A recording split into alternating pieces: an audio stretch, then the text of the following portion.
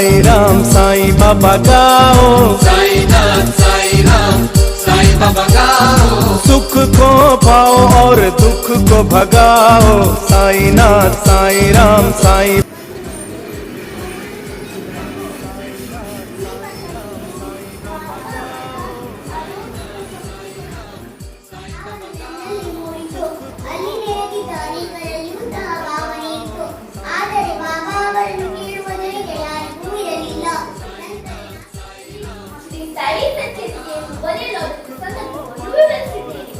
ಈಗ ಈ ಅಧ್ಯಾಯದಲ್ಲಿ ಬಾಬಾನು ಮೊದಲು ಶಿರಡಿಯಲ್ಲಿ ಕಾಣಿಸಿಕೊಂಡ ಬಗೆಯನ್ನು ವಿವರಿಸುತ್ತೇನೆ. ಧರ್ಮ ಒಡೆದು ಯಾವಾಗ ಅಧರ್ಮವು ತಲೆ ಎತ್ತಿ ಬೆಳೆಯುತ್ತಿರುವುದೋ ಆಗ ನಾನು ಓದಿಸುತ್ತೇನೆ.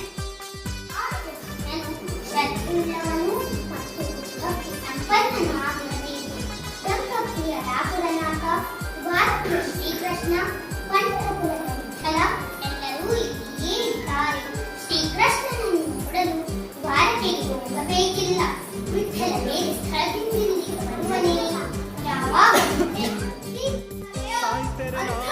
ಬಿಡುಗಡೆ ಮಾಡುವುದೇ ನನ್ನ ನಿತ್ಯ ಕರ್ತವ್ಯ.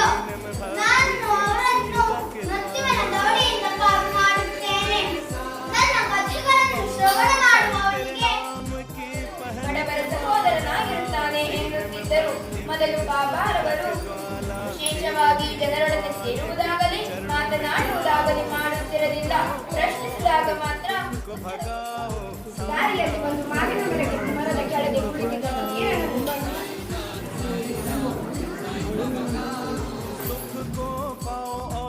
दुख को भगाओ, साईनाथ साईं राम साईं बाबा गाओ, साईनाथ साईं राम साईं बाबा ಕಂಠಯೋಗದಲ್ಲಿಯೂ ಪ್ರವೀಣರಾಗಿದ್ದರು.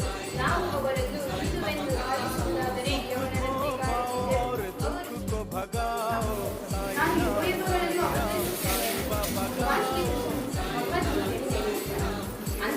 ಅವನ ಪ್ರತಿನಿಧಿಗಳಾದ ಸಾಧು ಸನ್ಯಾಸಿಗಳು और दुख को भगाओ,